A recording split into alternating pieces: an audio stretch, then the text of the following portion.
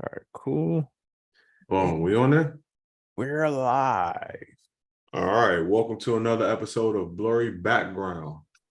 Welcome On this, to another episode of UnQuantized podcast. We are here. Got a bunch of dope stuff to talk about today, bro. yes, sir. Man, But how you was your know, week?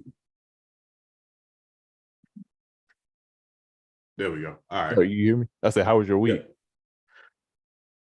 Eventful. As you can see, I'm in a blurry location.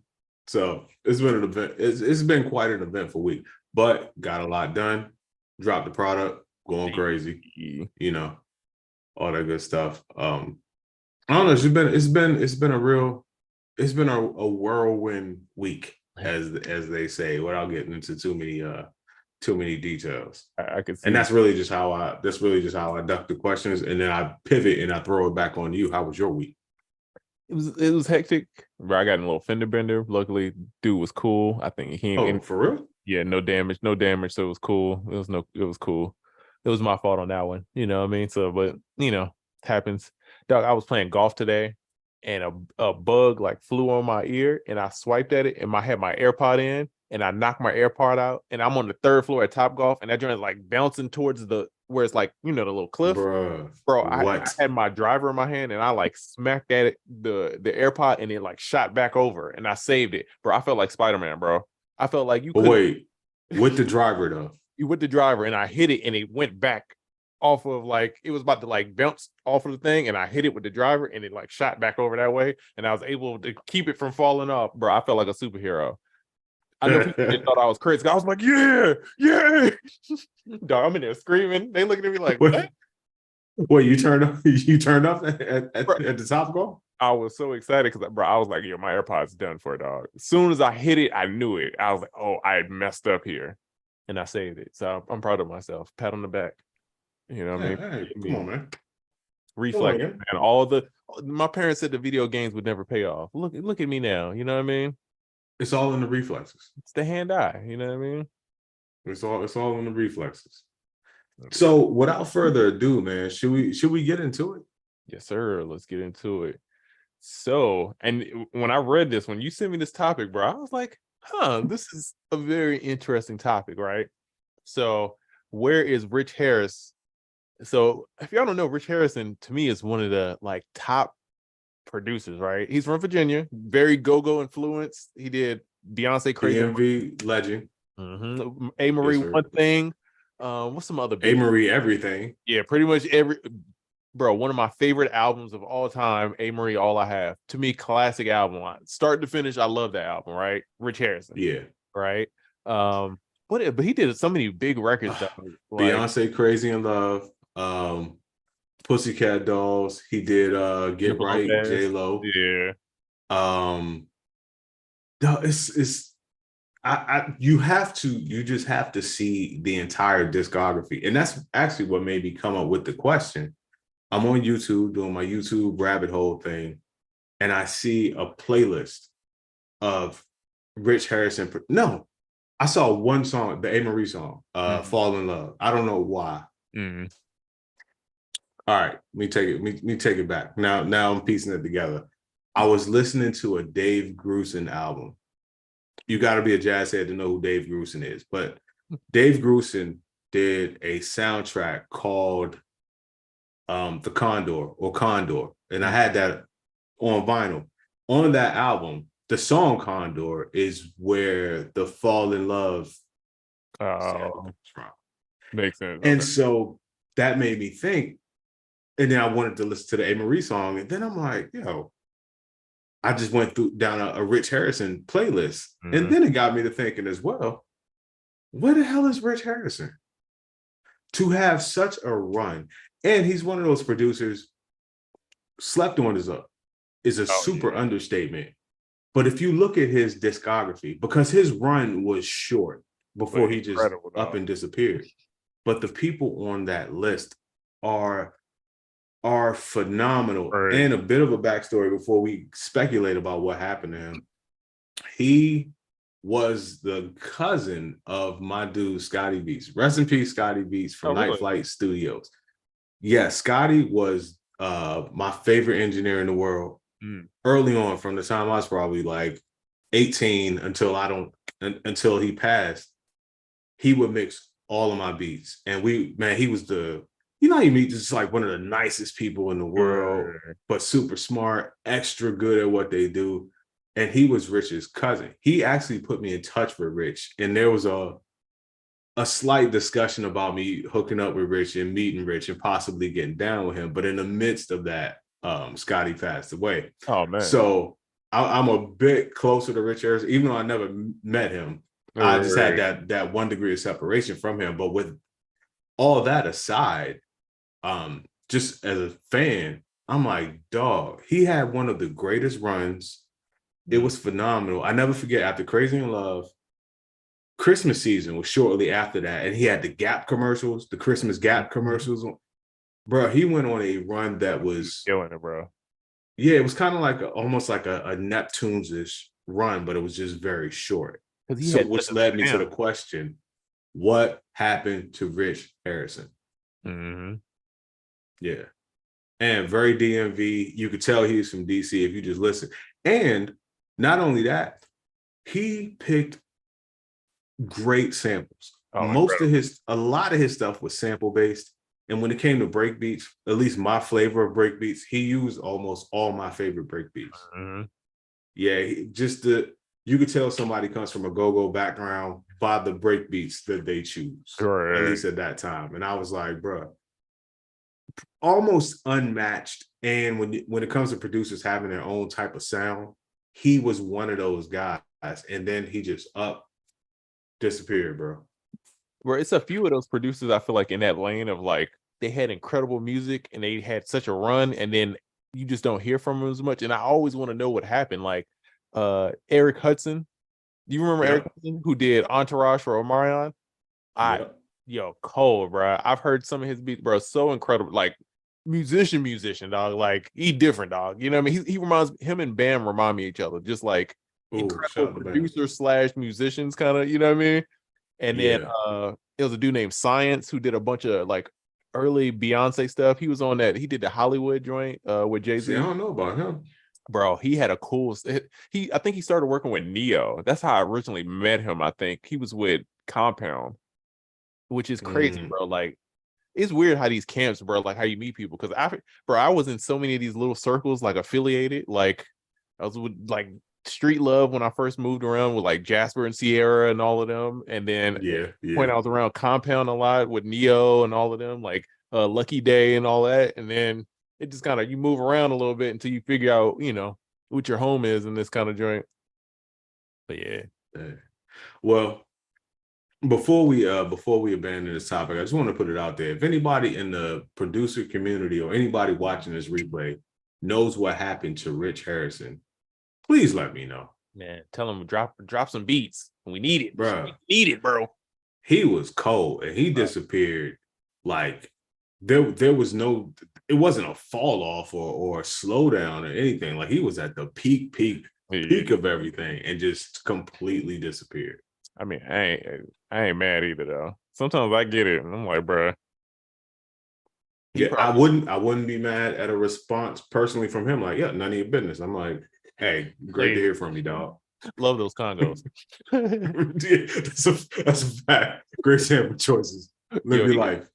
He got a song, and it's such like, bro, I love when a producer can make like a female record that has like, I would never listen to this female record outside of this context, but I love the beat so much that it's like jamming. You ever have a song like that? Dog, yes. Rich Harrison has one called Take This Ring by Tony Braxton. Bro, that beat is so cold, bro. Like, it's very on that go-go kind of joint. And yeah, buddy. About, like, the dude acting crazy, she taking the wedding ring and stuff, but the song, bro, it's slap, bro. Dog. It's fire. And my bad. And random Rich Harrison fact that I learned the other day, that J-Lo Get Right, the song was originally a Usher song that's supposed to be on Confessions, and is I forgot what it's called. Man, now I just blinked on. I saw a whole post about it, and they played the record, and I was like, "Oh, that's so crazy!" Of like, when you hear like the old leaked demos. So yeah, it was originally a Usher song, and it's supposed to be on Confessions. Didn't make it for some reason, and then J-Lo recut it, and then it became Get Right. Duh, I could believe that. he was so good at flipping certain things. Like he flipped the meter sample for one thing. He actually used 2 meter samples. I forgot what the second song was. And let's not forget, he had that group, Rich Girl. Oh yeah, They had some bangers, bro. Like the group didn't like get out there. They were crazy though, and all the production was insane. I looked for Rich Harrison in the studio videos on YouTube, and it's like one video that's like 20 seconds of him in the studio. That's it. Now you're about to send me down a rabbit hole because they had this song. Rich Girl had this song I used to love, bro. Was it The Rain? No, The Rain, bro. Another one of my favorite songs. One of my top songs of all time. The Rain. Didn't you know? I hate the Joe Budden version, even though he and Lupe, they were cool. Yeah. I just want to hear the Rain version. I don't even want to hear nobody rapping on it. Like, just give me Rich Harrison, The Rain, top tier song, bro. Incredible. One of my favorite breakbeats ever. And funny enough, the MIDI pattern called Speaking on Golden Era drums is actually inspired by and an interpretation of the groove of The Rain. Yeah. This is one of my favorite breakbeats ever. Rich Harrison and Focus use it on a song too. Those are the Rich Harrison, Focus, and Pete Rock, 3 of the top producers to ever use that breakbeat. To the point where I won't really touch it, even though I love it so much. Yeah, so shout out to them, man. But anyway, anybody know what happened to Rich Harrison? Holla at us, let us know. Thanks. Tell them, let me get the Dropbox of just the old beats. You know what I mean? I just want to hear them. You know what I mean? I ain't gonna leak them. You know what I mean? Yeah. He says, DM Flood says the meter samples might have been the song he did with Yummy's group. Yo, The Rain. Yummy Bingham has one of the greatest voices of all time. Let's not start. It's that little kind of childish but raspy. I love her voice, dog. I don't know what it is. Every time I hear her sing, I'm like, yo, I'm in love. Like, singing, bro. It sounds great on records, dog. Yeah. Her voice is crazy. She was on what's the Daylight joint? She was on Makes me think Much Dave More. Chappelle. Yeah. For some reason, I think of Dave Chappelle when I hear that song. Not Dave Chappelle. It's like one of those songs they perform at the end, you know what I'm saying, when they're doing the musical. Yeah. Bruh, fire. Yeah, her voice is crazy. Did she ever put out any projects? I think so, but I don't think they really like picked up. But she has some joints, bro. She has some joints. No, I'm convinced, bro. And I have a theory that the crazier your voice is, the better you sound on records. Like that girl, what's her name? The Catch Me Outside, the bad baby girl that was on Dr. Phil. We all thought she sounded crazy talking. On record, she sounds, bro. If you ever hear her rap, she sounds great. That's a wild point, but it's so true. Young Miami, the girl from City Girls. I can't, when she talks without music, I can't stand it. But on a record, I'm like, it sounds good. So the weird tone is, I feel like it stands out. Like, what's that dude? The new dude is like, I'm Big Boogie. He got a real raspy voice. It's like, it stands out. The Migos, all their voices cut through. They stand out. It's like having a unique voice is like the key. Like Future, you know, a Future song from anything because his voice just kind of is his. So yeah, having a regular tone, you know. I got the office tone. I got the, you know, I could pick up the phone and sell you solar panels tone. You know what I mean? So it's not good for rapping. Bruh, when I did used to rap at the tender age of 12 and 13 or whatever it was, that is the one thing I can say I never had. I never had the voice at all. I never had the voice. So that is a gift that a lot of people have, the voice. And even though this isn't a topic that we had planned out, certain artists, do artists care about the voice anymore? Like Giveon has a dope voice. Oh yeah. Like just something different, but like, is that a thing that artists still care about? Well, it's kind of like if you have it, you have it. If you don't, it don't matter. Yeah, I think it's like being like a basketball player and you could dribble with both hands. It's like you don't need it, but it's like, oh, those players do so much better. You know what I mean? Like, you know what I mean? He gonna put up 20 tonight, you know?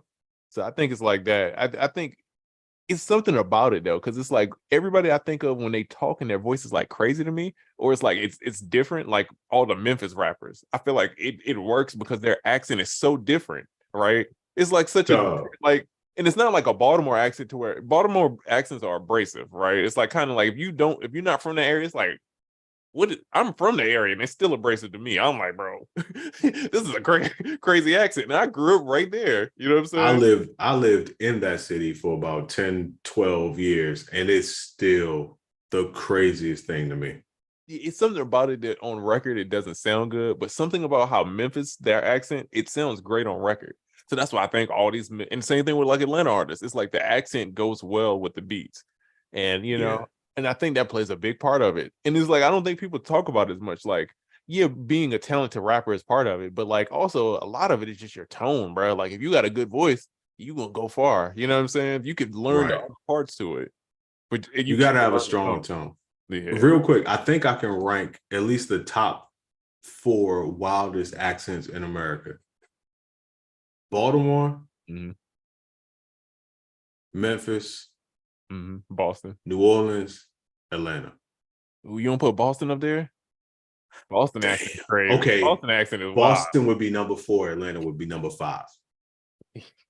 Give me Kia. Park the car. Cal. Hey, I don't want to say Cali. It's probably a LA accent. That's up there too. Oh yeah, Cali accent is iconic. Get the party cracking in the core. Yeah, no, that Cali accent is iconic, bro. They like ours a lot. Mm, Yeah, whereas Boston never uses the R. yeah, Just put an extra A where the R should go. yeah. Boston is different. Yeah. All right, let's see what's next. Okay, Threads. Have you been on Threads? How do you feel about it? I've been on there twice, bro. Mm, I feel like it's Twitter. I was never really heavy into Twitter, but just like you, we're heavy into tech. So when there's a new tech thing out, we're gonna check it out. okay. I've been on there. I'm gonna talk about my experience, and you tell me your experience, and then we can get into the things that they did right and the things that they may have done wrong. But my experience, it's cool that you automatically get followers just based off of what you've already done. Another thing that's cool is you don't unlike a lot of other social media joints, you don't have to follow people in order to start seeing content. It's kind of very TikTok where the feed is just the feed. It's an algorithmic feed. I think that's all I got though. To be honest with you, that's the only good things I got. You know what I will say? For me, Twitter at one point got out of hand. Like no matter who you followed, it recommended either fight videos or some wild stuff. And it's like I felt like I'm like, bro, I don't follow nobody, bro. I'm following all producers. And it's like, bro, it's like, oh, fight. It's like I'm not following World Star. How did this get on my but it's like suggested. It's like weird, kind of, and Yeah, I didn't like it's more that forced algorithmic feed. yeah, and I didn't like that because it's like, bro, like, I don't want to see that. Every once in a while, I want to see some ratchet, weird videos on World Star where people fighting. That's like once every 3 months, and then I got out of my system. I don't want to see that every day. So Twitter to me got weird, and I feel like Threads right now isn't as like it's more just like fun. It's like PG-13 old Tumblr kind of era to me. It's Yeah. like it's just cool stuff. Like we're making It's jokes. gonna get there though. It's Yeah, gonna get there. that's what I'm saying. It's gonna get there. It's gonna get And crazy. you could tell it's gonna get there because on day one, everybody's like, "Oh, this is great. This is dope.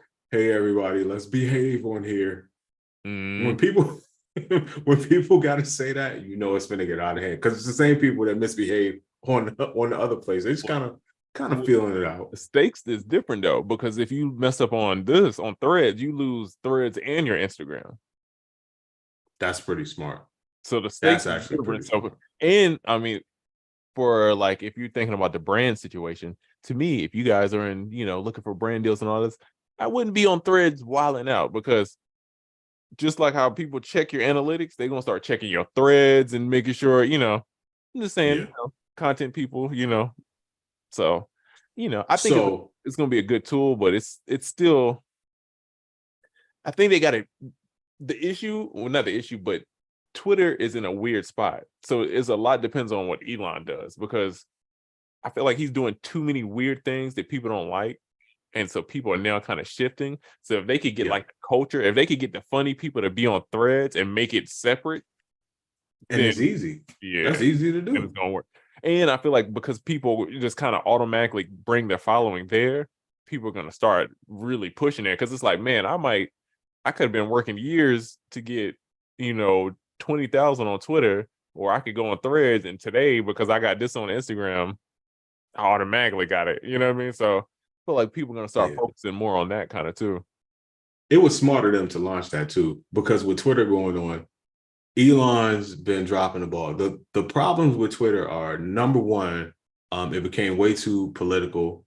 People will say it's a haven for the far right and terrible for the far left. But either way, the fact that it is political in a sense makes it bad. Or Too many weird, random posts from the person that owns it that's kind of running it into the ground or trying to figure it out.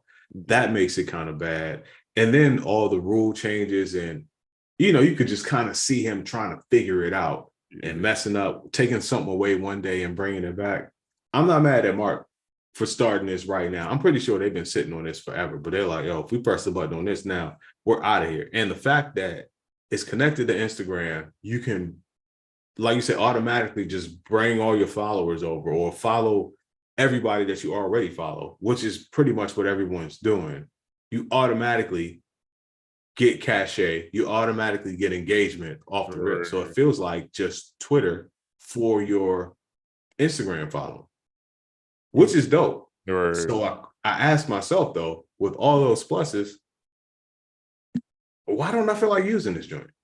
I think we just overloaded with social media because it's so much. Because it's another one. What is it called? Is it Spleaker? Yeah, Spill. No, Spill. Okay, because one of them is the AI thing, right? One of them is like the thing they use to split up the vocals, and it's the name is Oh similar. yeah, nah, but the social media one's called Spill. Yeah, so it's like, and they just start getting popping. Yeah, it's a bunch of new ones, but I think in moments like this, like as creators, we should at least try a couple because it's like a new platform. They're gonna be pushing stuff. They want the interaction, right? And anybody that's interacting, like I did a post about like your Mount Rushmore producers, bro. I've done this post.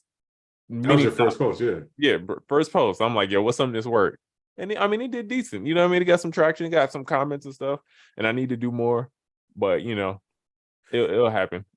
I'm with you. I don't think I feel like keeping up with another social media app. To be honest with you, and we'll keep it real, we're all music people here. I don't like to do social media to begin with at all. If you're a person that likes to make music, you like to make music. If you're a person that sells music related products, that's kind of what you want to do.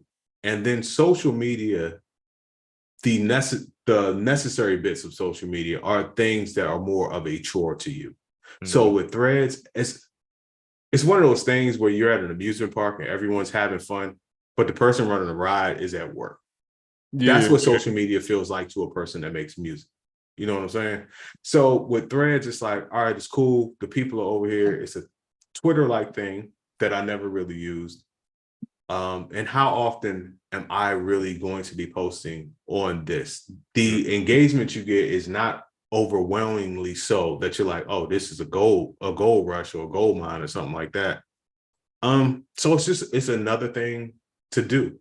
Yeah, but I think they're doing well about how you could put the thread on your story, and they made it easy. And once they start updating it, I think it's going to kind of. The integration is flawless. And the founder, the Instagram guy, I'm sorry, I can't remember his name.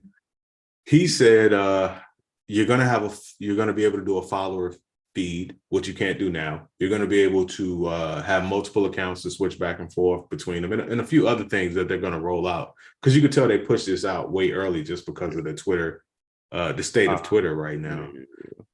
And it's well put together. It's well rolled out. Everything about it is dope, but just the fact that it is a better Twitter clone means it's a better clone of something that I wasn't using in the first place. Yeah, I was never big on Twitter like that. Like Twitter, it wasn't for me. Twitter's a wild place. I did my last thing I posted on there, and I never checked to see what the response was, but this is a legit question. are the number of followers you have on Threads called a thread count? Because that would be dope. That's a good one. Like, yo, what's your thread count? I've seen people was talking about it's like, yo, when you like say something on a thread, is that like a sheet or is it like it was something? Yeah, people couldn't wait. And then Fire. I've seen all these people who didn't understand how to use it, so they were like commenting on their own thread with new posts. I was like, so how does this work? And then it was like the next comment on that same post was like, so I went to the store today, and then it's like comment on that same post again. I was like, oh, y'all don't know my status. Okay, not to thread this out. Two more things about threads. Two questions actually. Number one, what type of content do you post on threads? Is it the same thing you would post on Twitter? So, Or is there, because you know every social media has a certain set of rules and a certain type of content you should post on it. So what is that for threads, or are we still trying to figure it out? I think it's kind of similar. It's like engaging questions, like in the producer community, like like top dolls, favorite dolls. You know what I mean? Like favorite beat making video. That the same stuff that we kind of always go through. I mean, that stuff is like tried and true. BuzzFeed, it was built off of asking them same questions. You know what I mean? Like, True, true. Second question: Do we really want to see Mark Zuckerberg and Elon Musk fight? yo, I ain't gonna front. Elon gonna get his ass whooped, dog, by Mark. Mark Zuckerberg's in shape. Dog, Elon is taking pills every night. Elon look That's like not he gonna gonna be a have an cool asthma fight. attack at any moment. You know what I mean? Like, Not an asthma attack. he don't look in shape at all, dog. And it's like, I know he's bigger. Mark is smaller, but I trust the dude with the cardio in that kind of fight. You know what I mean? I think both of them don't know how to fight, but if I had to choose, I'm gonna choose the dude that ain't gonna pass out in the first 30 seconds. And that's gonna be I'm with you. I would put my money on Mark Zuckerberg, mainly because if they fight, it's kind of like Elon's getting jumped because he's going to be fighting Mark Zuckerberg and his inner demons at the same time. Elon built like you remember them old Tom and Jerry cartoons and the dudes would be like the fisticuffs. They be in black and white and they got the like, you know what I'm talking about? Them dudes. Yeah. That's how Elon built. I'm like, yo, why you got the old the Tyson Fury build? You know what I'm saying? Yeah. It's a wrap. It's a wrap for that. But yeah, hey man, Threads is here. I believe it's here to stay though. Shout out to all the people that went to Blue Sky and Spill and Mastodon and all that stuff. We'll see you on Threads. I can't wait till the celebrity boxing takes over the producer community. Oh, that's gonna be fun. You know what I mean? Producers ain't gonna fight. Yeah. The production about being community cool. talk more trash and are not fighting. Y'all press buttons every day. Yeah, I don't know though, but I think once they figure out how much these YouTubers are making off these boxing matches, bro, these YouTubers is making some money. They're also in shape though. Not, bro, no, what they're the new meta, bro, is they're taking like, well, Jake Paul, KSI, all of was the first round of it, but now they're taking like, I mean, it's calmed down, but they're taking like the C, D level YouTubers and they're putting them against each other. So they're just making cards of like, random YouTuber that's got like 500,000 versus this random, and then they just stack them up and do a bunch of them. But each person is bringing in their crowd, and they sell mad tickets. They're outselling most boxers, which is crazy. That's crazy. So hey, in the producer joints, you know what I mean? Like, hey, bro, y'all start training now. I want to see a Facebook influencer fight. That would be crazy. And now I'm gonna be Bruce Buffer. But yeah, man. Hey, Threads is here to stay. So y'all get comfortable with it. Yes, sir. Okay. Producer news this week. Well, kinda. Producer adjacent. Pioneer acquires Serato. So another music company gets acquired by another larger, corporation. Which to me, I mean, Oracle kind of talked about it a little bit earlier. It's kind of concerning a little bit about the state of like where music is, because I feel like, I don't know, just when you start seeing all these companies start getting like bought up, and it's just like, okay, something's going wrong. They're not profitable. It's something going on. Is like they can't figure it out and they can't get over this hump. And it's like, I know it happens in business, but it just seems like a lot in the digital music tool space that it's like a lot of companies are going down, and these bigger companies are kind of just swiping them up just because they got the cash flow to absorb it. You know what I mean? Now I'm wondering, and I do hear what you're saying. I'm wondering if it's because a lot of companies are being acquired. Some of them you can clearly see are going down, and they needed I won't say the bailout, but they got to a point where somebody could come and scoop them up. But in this case in particular, Pioneer, reputable company, and Serato, I wouldn't say Serato was on the decline. Yeah, no, this one makes more sense. Yeah. Yeah, so it seems to be a strategic acquisition. But my thing is, and we were talking about this earlier, how often does this go on and we just haven't known about it? Because now the producer community, we've become more pocket watchers. We've become a little more business savvy. Because back in the day, the production community wasn't talking about what businesses got acquired. For instance, in music, owning 60 billion companies, they've always owned these companies, and Focusrite owning Novation and several other companies. These are things that the production community just didn't know. They were separate companies to you in your mind, but now we're a little more savvy. But saying all that to say, when it comes to this one and a few others, I don't know if it's a matter of the companies going down and someone scooping them up, or just the company that's acquiring them is just gaining strength and not necessarily bailing somebody out. Because I think Serato, they may have been on the rise because they become more and more popular and they weren't falling off. But Pioneer may have come through like, it'll be a plus for us to have you, and we can help you get to where you want to get to faster because we might have the funding or right. We already got the customer base, so we can just bring you on. It's an easy sell. Exactly. Right? Yeah. So and you know, again, I'm being dramatic, but it's like in the Serato situation, to me, it makes more sense because it's like they always had that kind of synergy. But like a lot of these other companies, what I worry about with like especially in production, is that it's going to be monopolies of like it's only going to be like two companies, and it's like, you know what I'm saying? It's like I feel like it's going to be in music, and it's going to be like Ableton. No, that's going to be the whack part because you're right. The more and more these companies are being acquired, I'm like, okay, if it's, I don't know the minimum number of companies there would need to be before I start to get worried. Like if there are 7 companies, okay. Well, once you start getting down, there are only 4 or there are only 3, and then there's only 1. That's when you have a problem because, you know, that's when you run into the monopoly thing, like you were talking about. They're really that's when we'll have a problem. But this acquisition makes the most sense out of all the acquisitions I've seen in the last few years. Yeah. And of course, and it's like, I mean, shoot, you make a business to sell it. I mean, that's the point. Like, I don't, you know, so I get it, you know, but it's just weird in the music space. I just feel like it's just been happening more frequently, you know? I don't know, man. So what do you think this means for Serato? I mean, I think it's good. I think for them it's good.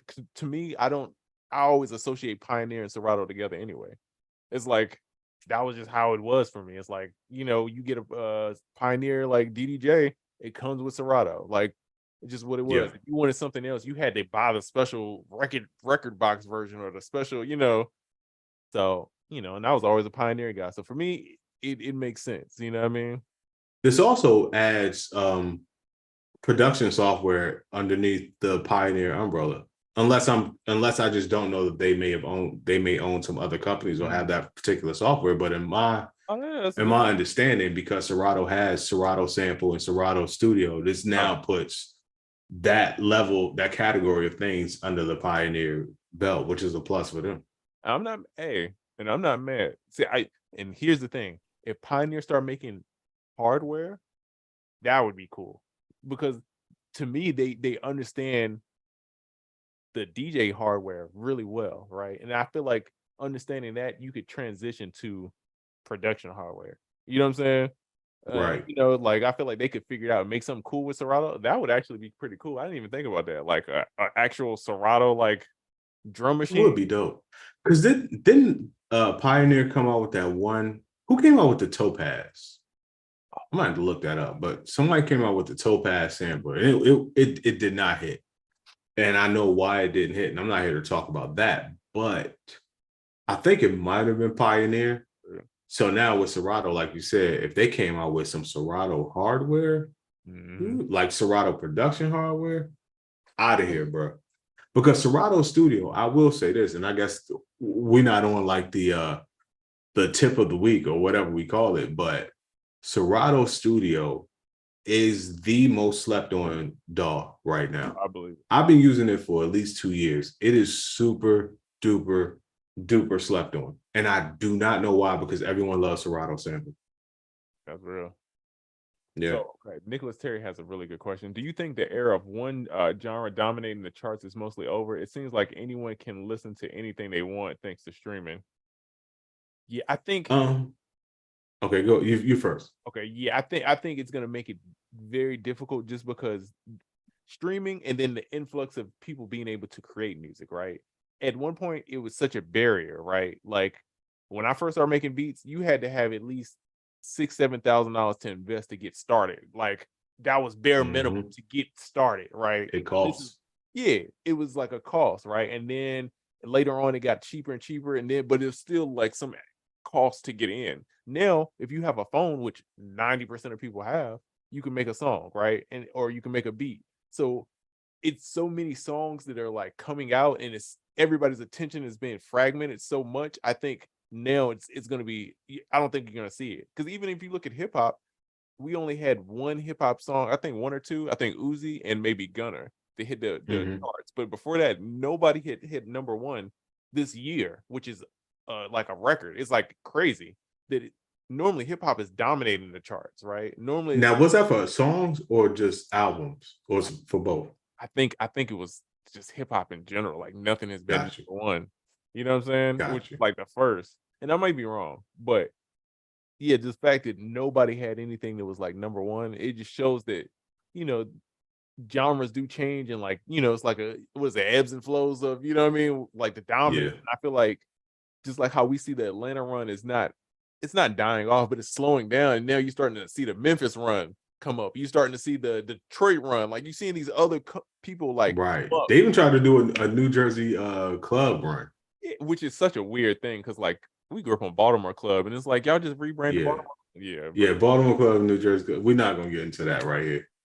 yeah, Shout out to all my New Jersey people. Shout out to all my Baltimore people. But that's a wild conversation. Maybe we could have that another time. Rod Lee, the Club King. Rod Lee. What? Michael Davis said Pioneer did come out with Topaz. Okay, thank you for that. And Afrobeats, when it comes to the charts, Oh yeah, they killing, super run. killing, bro. They're killing, bro. They're doing their thing, Super bro. run. The music just feels good. I think You ain't never heard an Afrobeat song and was like, this is trash. Or I don't like this. It's always fire. it's all the elements of like it's fun. Women love it. So the key, if any party, anything, you win over the women, the party is going to be great. That's what any DJ will tell you. If they're a good DJ, the rule is you win over the women, the party will be great, because if the women are happy, the men are going to be happy, right? Yeah. So that's and Afrobeats appeases to all of that situation, to where it's like trap. Like, bro, the music is so sad and slow now, bro. Like that like Little Dirk and like J. Cole song, I hate, bro. It's so depressing, bro. Every time I hear it come on, I'm like, turn this off, bro. Who want to be this sad, bro? Like, it's ops, it's drugs, it's this is too people who said they was my friends, it's not my friends. It's very toxic and sad and slow and drugged out. Come on, man. it's Come on, weird. where the bad and bougie at? It's like we have the most options, but what's put in front of us is the exact same thing. So it's like a weird like juxtaposition. You know what I mean? It's like weird, like, you know, you could choose any kind of song, but the discovery of it is so difficult, trying to find all these songs that are good, right? And the people that are curating the music is like, it's not fair. It's based off money, right? So whoever's like putting the music together is whoever's getting paid, which will be the label. So it like gets weird, it gets skewed. So it's like it's so much music out there, but trying to find it, and it's difficult. So I don't think nobody's gonna take over the charts like that. I think Drake is gonna be like what we've seen from Drake. It's gonna be one of the last times we see it, and then it's gonna be different. Yes. Just like how like you saw Usher and he went diamond. Like nobody goes diamond anymore. Like, Oh no, that's unheard of. well, it's almost impossible to go diamond. Think about it. People don't sell 1 million anymore. And the reason people don't sell 1 million anymore is because people don't sell 500,000 anymore. And back in the day, 500,000 was gold, right? Mm-hmm. And if you went gold, you were considered to have done well, but have barely done well. You were just cool. Not only that, not only did you sell 500,000, that's 500,000 copies that people went out of their house to go to the store to physically buy and pay top dollar. You couldn't buy one song. You had to buy the whole tape, CD, whatever it was. It was a much harder reach to get the consumer to get your product, but at the same time, the product was selling hundreds of times more than it is now. People could stream your album right now, or people could go on their phone, buy your entire album for cheaper than they would go buy a CD, not have to spend any gas, not have to go anywhere, and you can't even sell 100,000. Like, the game is so crazy right now, to the fact that if someone sells 100,000 or 75,000, you're like, it's pretty good. Back in the day, they would have laughed you off the block. Yeah, that's like horrible. You getting dropped. You don't have to do anything to buy an album now, and people aren't buying albums. I mean, because it's a lot of streaming. So numbers now kind of mean nothing. So when I see the applause, and I'm not diminishing anybody's accomplishments, but just in comparison of the time periods, when someone's like, oh, they did 180,000, that was pretty good. I'm like, what? You would have never made it to page 63 in Jet back in the day. It's crazy, bro. Yeah. So, okay, Nicholas Terry says, my younger sister is 16. She seems to like songs over artists or bands. Feels like the next generation has less taste growing up due to the amount of music released. No, I agree. It's like, because we gotta think of, I remember the first time I heard Grinding, right? The Eclipse record. I remember exactly where I was at. I remember I knew MTV Jams was gonna play that joint every couple hours on. It's like we were, I mean, they call it programming because we were programmed, but we were programmed, yeah.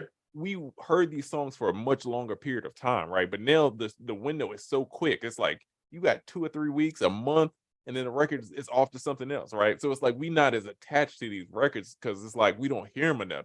They're not as ingrained, and they're not as catchy as the records that we were growing up hearing because the time spent. So I feel like, yeah, it's tricky, man. I hope that, it's like when I was a kid, it's like I remember hearing like really great music and being so impressed. And I hope like the kids that's growing up is like, they experience that same musicality of like, man, like, just some new, like being intrigued by it. And I don't know if that's happening. I'm sure it is, but I don't know if it's happening as much as it was when we were like coming up, because it's like, it's overwhelming. I feel like it's like a diner. It's like what is that Cheesecake Factory menu? It's like, bro, it's a lot of shit out here, bro. Too much. Yeah, bro. Like, give me the modern, give me, the boom, boom, boom, and that's all I need. But it's too much, So without leading us down a rabbit hole, is there a correlation to how much time is spent creating a project and the amount of album sales that a project gets? Because if you think about it, when we were coming up, and not to turn this into a old head thing, but you're going to hear that phrase a lot. When we were coming up, people would spend a year, 2 years working on an album, right? And it would be super produced. It would take a long time to come out. And then when it came out, it got played for a long time. It sold for a long time, and it sold higher and higher numbers. In comparison to what's going on now, people come out with albums, or at least have the ability to come out with albums very frequently, all the time. I doubt if anyone's going to argue that it seems like, or sounds like, less effort is being spent on making projects in general, because people have this need to crank it out like fast food. You can hear the carelessness in a lot of music. I don't care who you are, you can debate me on that. And therefore, the albums, even though they're easier to purchase, sell far less and get played for far less time. I know that the change in time might have something to do with it, but I do feel like the effortlessness affects in the low sales, whereas the incredible machine that had to be behind putting out an album back in the day, it took a whole label, all the departments, you could hear it. It wasn't a whole bunch of independent type of stuff, and the albums had staying power. I just think that there's some type of correlation between the amount of effort you put into your project and the album sales. And somebody in the chat, correct me if I'm tripping, but music sounds, not all of it, but it sounds like a lot less effort now. And it sounds like a lot less effort because it seems to be necessary to keep up with everyone putting out stuff at such a fast rate to where not many people are putting their best foot forward. They're just putting a foot forward in order to put another foot forward. You know what I mean? And it's so weird, bro, because it's like, damn, I had such a great point, and then it just left my mind. I read it come. What were you saying? Oh, come on, dog. Oh, say it again. Say what you said. So yeah, it just seems like it's a lot less effort to put out an album. I got it. Okay. Artist development too is a huge thing. Bro, if you pick any artist that I'd say 30 and over, they were signed to a major label, I guarantee you they could perform anywhere right now, even if they haven't performed, and do well because they've been trained, right? Everybody that I know, the artists that I've worked with, songwriters, they all been through artist development. All of them. Yes. If you were in Atlanta, you all went to Marvelous McIntyre, who did like New Edition. Everybody went through the same training, right? So it's like a certain quality of music. It's a certain quality to performance, right? But all of that stuff isn't there anymore. So it's kind of weird now of like the standards are like anything. It could either be really great to like where a Bruno Mars, or it could be, I just came off the street and okay, and it would make me forget.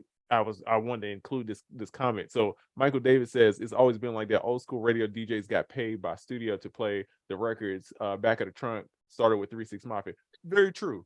The issue now, it's always gonna, and it's always gonna be like that. But the issue now is that the amount of people, it's so much supply and not enough demand.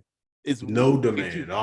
Honestly, it's almost no demand. It's way too much supply. So everybody's selling out the back of the trunk now. So that's where the issue comes in. So somebody has to curate the back, you know what I'm saying? And curate that, and then they're corrupt. So it's like an even more layered, like version of that, where it's like it's tricky, bro. The music industry. Good point. And like I said, even with that having been the case back then, and probably still being the case now, you can just hear the effort then versus the effort now. And as somebody pointed out in the comments earlier, people are more fans of songs than of artists now. Look at TikTok. At TikTok, you hear the same song, TikTok and Instagram, you hear the same song 6 billion times. They never care to tell you who the artist is or even really what the name of the song is. I can't tell you how many songs I've listened to 2 and 3 years, and I'll be out somewhere and actually hear the real song. And I'm like, oh, damn, it's a real song. Right. And I still don't know who the artist is. No one cares. It's just about the song, which is, and as an artist, even though that's the way you get on, I would feel some type of way about that because people might love my song on TikTok, the 12 seconds that they hear of it, but no one knows. I ain't gonna say no one, maybe I'm not of that demographic, but people don't know who the artist is or what the name of the song is. And there seems to be no direct effort to even relay that information to you. Like, it just don't even matter. We want to keep you on this platform. It don't matter what the artist is, don't matter what the song is. You like this song, everybody's using it in a meme, just watch these memes. So it seems to be more platform driven than artist or label driven. Yeah, it's not about the art. Like, even like the credits, bro. Bro, my favorite part of listening to a new album is reading the credits along with it. I want to know who produced it. Like, hey, dog, who's on the keyboards, bro? I want to know these things. Yes. And it's like they took away that part of music to me, which, I mean, it's like you can still do it, but it's like you gotta, bro, I don't want to go to Genius and they not listing all the stuff. I want to know who did additional drums, dog. I want to be surprised. I love seeing a song and they be like, Danger did additional drums. I'm like, when did Danger do this, bro? I didn't even. To me, those are great moments. And I feel like, people got to understand. I mean, yes, and music is like, it's quicker now. So, but yeah, we still got to appreciate the art part of it and celebrate like who created and make sure that we keep those elements in there. Cause I feel like that's what make people appreciate it. You know what I'm saying? When you think about what Quincy Jones was doing and all, it's like you appreciate it, and I feel like that appreciation of music has kind of went down because, it's not as prevalent, Dog, liner notes were the best. But this is going back to cassette days or even CD days. Nothing was better than when you're listening to an album. I used to go song by song, read the song. You saw who produced it, like you said, who did additional drums, who did what the samples were, what publishing companies were involved. I got down to the point. I used to read the shout outs in the liner notes. They used to have the shout out section at the end where they would just shout certain people out. I can't tell you, because in those shout outs were a lot of label executives, people that weren't necessarily musicians or artists, but they would always get shout outs. And I remember reading all the albums like, yo, they shout this person out a lot, or they shout this person out a lot. And that would put me on to other people. That within itself was an art.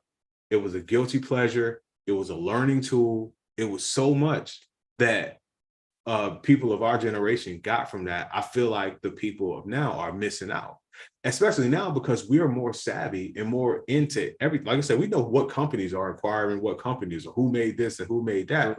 It is a shame for this generation to not have liner notes. That is like the best part of an album. Listen to an album track by track and reading the liner notes track by track. That used to be like the best Saturdays of my life. Bro, incredible, dog. Bro, I Yes, still sir. listen to a new album. I got the wiki up. I'm over here reading. You know what I mean? Facts. We'll see. Do people's attention span last long enough for the effort put forth into an album? You know what? That's I feel a good like question. and that's very true.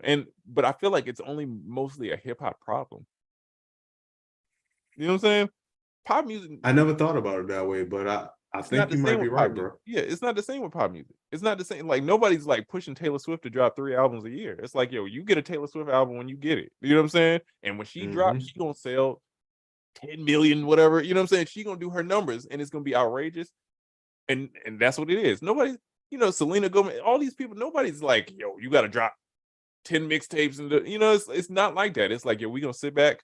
We're gonna make great music. SZA, Bruno Mars. So it's examples of people who take their time and do it, And you hear the effort. and it works. But the issue is that takes a lot of talent, and you got to have a good team around you, which everybody doesn't have or can't afford or isn't. So I get everybody's piecing it together, but And it takes time too. It yeah, takes it time. takes time. So I get that, people got to figure it out, but it needs to be more of the quality, or more people aspiring to get to that quality than it is of people just trying to get on. And I think that's what it is. Yeah. I think that's where it gets muddy, is everybody's just trying to get on, which I understand, but how you get on to me is making incredible stuff. And it's like, And I'll add on to that.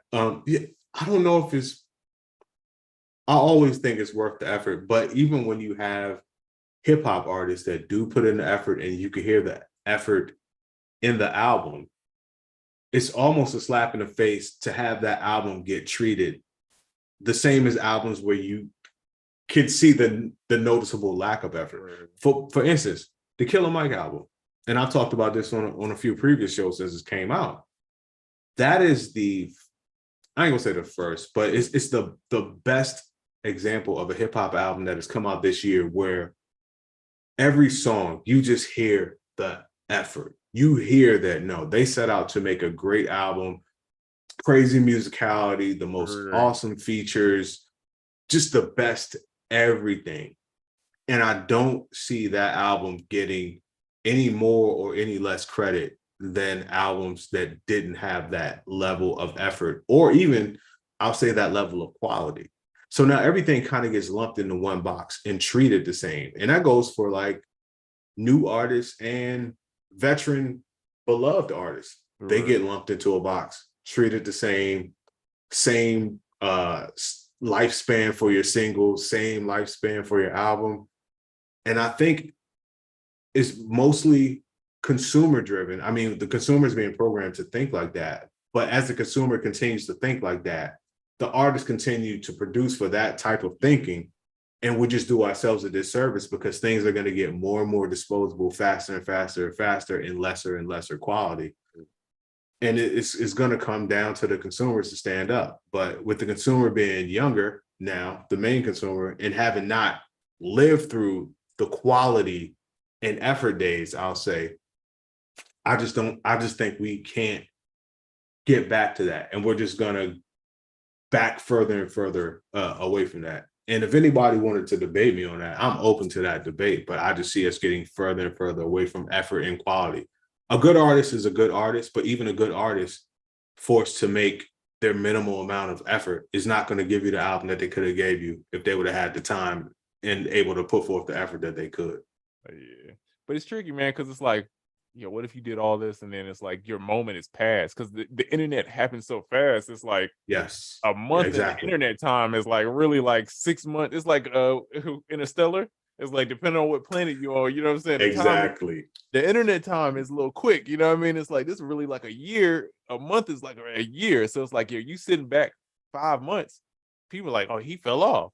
So it's like Exactly. it's a conundrum, man. It's like we keep I feel like we put this pressure on artists where it's like they have to do this, they perform this way, but also we want it so quick and fast where it's like, you know, the consumer is the problem too. It's like, you know what I mean? It's like people talk about they Yep. don't like the girl Sexy Red, right? You know what I'm talking about? Not Pound Town though. Yeah. Dog, I see some Yeah. people talk about they don't like her, right? And I can understand if someone said to me, it's always those records always had its place, right? Akinelli put in your mind. There's always these records, right? Just like wow, right? But the issue to me is like it's like crystals, right? I don't eat crystals. I think crystals is Are you disgusting. talking about the burgers? Yes, I think crystals is disgusting, right? I would never eat crystals. But apparently Yeah. thousands and thousands of people like it because they don't go out of business and they've been in business for years, right? That's how a lot of these songs are. They're not the greatest. They're not the greatest. They're not nutritional. They gonna mess up your stomach. You know what I'm saying? Is you risking it if you eat in there, but a lot of people like it. It might not be me to like it. You know what I'm saying? But it's like for it to keep working, it means a lot of people are consuming it. And so all these songs that keep working and you keep seeing it is because a lot of people are consuming these records. So it's like, you know, What? And by the way, we only got like 8 minutes left. yeah. I feel like it's so much more I wanted to get to, but Pound Town, why is that working, bro? It's a brunch anthem. I It's a think stand on the couch song. I think with women like records are really working right now. The women records that are like either super ratchet where they talk about on some like gangster stuff work, right? So like you hear Cardi B or like what's the Lola Brooke, you know what I mean? It's like Right. you 4 foot tall, you not about to murk nobody though. But it's like those records Not work, at dog. all. Like, you know what I'm saying? So I think that and then the super ratchet because it's like, it's a character, bro. I think it's like it's interesting, right? It's like it's wild. You know what I'm saying? It's just provocative. It's just such a song where it's like, yo, this is such a wild thing to say out loud that it's like, it's funny. You know what I mean? Facts. It just opens up. Wow. Bro, it's just one of those songs. Every time I hear in the club, I'm just like, this is such a wild moment in history, dog. Like, I feel like if my parents were going like saw this, they'd be like, bro, what are you doing with your life, bro? You're surrounded by hundreds of people and they're screaming booty hole brown. Dog. While standing on a couch with Yeah. hookah in their mouth. It's I crazy. if y'all watch my story, I will be in the club tonight. It's gonna happen. I'm gonna try my best to capture that moment so y'all can understand. It's like it's a wild, and what makes it worse is the DJ gonna cut out the music. You know what I mean? Oh. Oh yes, sir. The crowd. He's just gonna put the mic on the crowd. He put the echo on it. Yo. Yo, by the way, smoking. What up, smoking exit? Smoking exit said my dad lives in Savannah. He consumes. Yo. he If you eat consumes some crystals, you a crystals. different type Yeah, person. You different. I don't know anybody that eats at crystals. I I'm don't not gonna know hold you. anybody. And it's mad crystals in Atlanta, and I don't know anybody. Crystals everywhere. I'm like, how are you not a parking lot by now? It's selfie music. Music you could take selfies to. That it's like the music has to reflect a moment that people can make TikToks or content about. That's really what the songs are now. It's like a lot of like, what can I do that people can make a cool challenge about? It's not really But I about see that being good for the social media platform and not good for the music. yeah, but I feel like now music is like the fifth thing in line. I feel like content is where music used to be. Content is number one to me, and then music is like third or fourth. Yeah, music is just an accessory to content now. Yeah, to where and the content is all disposable. So what does that make the music? it used to be the opposite. It used to be that you were hooked on the music and then you would buy like the DVD with the extras. Like the content was like, oh, if you are a fan, Yeah, you got the extra. But it's totally switched now. It's like now content first. Content is how you get on as a rapper. To me, I feel like it's easier to be a YouTuber and get on as a rapper than it is just to be a rapper. Which sounds that's a crazy, fact. but That is a fact. yeah. Well, speaking of music and content, this is random and I'll keep it short. I just finished watching the new Transformers movie with my wife. My barber put me onto it because I didn't want to see any more Transformers movies. I was done. He's like, no, check out the new one. Mainly because of the soundtrack. Bruh. Okay, let's just say if you were alive and remember things from 1994, this movie is awesome. First of all, the main cast is black, Spanish black, kind of New York, whatever. The main characters. The soundtrack for this movie, phenomenal, bro. You'll hear within the first, I say 10, 15 minutes, you'll hear 3 or 4 songs that was like the jam when you were coming up. Like it's amazing. I'm not even gonna say what the songs were, but all throughout the movie, it's just like a great 1994 hip hop soundtrack. And you don't even have to be a hip hop head to appreciate when these songs come on. It's just weird though that it's in a Transformers movie. Right. So if you were skeptical about Transformers movies like me, and I'm not getting paid by Transformers or nothing like that, but the soundtrack and the characters they picked this time to be the main character, it's worth the watch. The fact that it's the Age of Beasts or whatever the title is, don't let that mislead you. It's a pretty awesome movie, but the soundtrack phenomenal, bro. B-Man said they still make soundtracks. No, that's good. Bruh. Yeah, I meant the soundtrack in the movie, not the Yeah. soundtrack to the movie, because I don't Yeah. think there was one new song in the entire movie, and they played that at the end, and it did not fit the rest of the music in the movie whatsoever. Because everything in the movie is from like 94, maybe 93 or 92. And then this song was obviously, the song for the movie was obviously made like yesterday. Right. And it didn't fit at all. And it was the worst song in the movie. And I'm not saying that just because of the time period differences. It obviously was definitely the worst song in the movie. But anyway, I don't think they have a soundtrack to this movie, but the soundtrack in the movie, fire. Bro, we don't gotta get into it. We can talk about it next week. I'm petitioning for 2 things to come back. These are the trends I want in music production. Soundtracks, because having a movie and having original music to it, and then that music was jamming, and that music would go platinum and gold. That was just such a crazy time. It's like, bro, oh, you want that song? Yeah, that's from that's from the Booty Call soundtrack, dog. This is a case record that's just randomly on. It's like, bro, right. This is the Soul Food soundtrack, and it's got 10 hits on it. And it's like, bro, like, man, that was like classic time. And then the second thing I miss is bridges, dog. I just want bridges, bring back bridges. Good bridge, man. I just want to get confused. You know how like you hear a song and like the bridge hitting you, like you don't know what to expect. You're like, wait, what happened? Right, just out of nowhere. Bro, bring back bridges. Used by a chord change, dog. You know what I mean? Yes. A journey, dog. Please bring back the bridges. We gotta hit up Brian. If there's anyone to bring back bridges, it's Brian. He's a bridge builder. Brian gonna pull out a mask like the city needs me. R&B needs me. He's gonna bring back all the bridges. Todd Bridges, Jeff Bridges, all the bridges. With my C minor 7. I will so okay, maybe next week, and hopefully one of us will remember this. We got to go over the best music soundtracks for movies. Also, I had a topic of if you were what car would correlate with each DAW. So what car would each DAW be? That's a good one. So yeah, we can talk about that next week. But anyway, man, is there anything that you want to plug before we get up out of here? Man, check out theproducerkid.com. I got some new stuff dropping the end of this month. New pack I'm gonna drop, so I'm just finishing that up.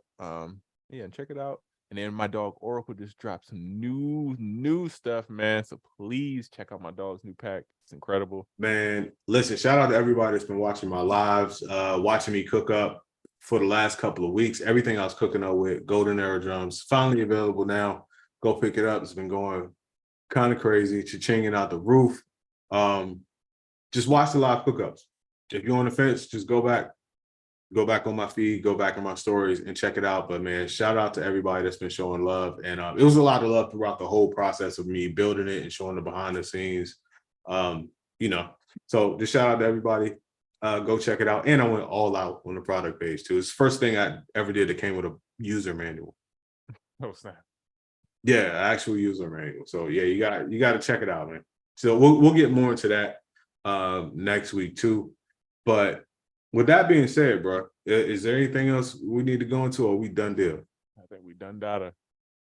All right, man. So you heard the man. So with that being said, it's been another episode of UnQuantized Podcast.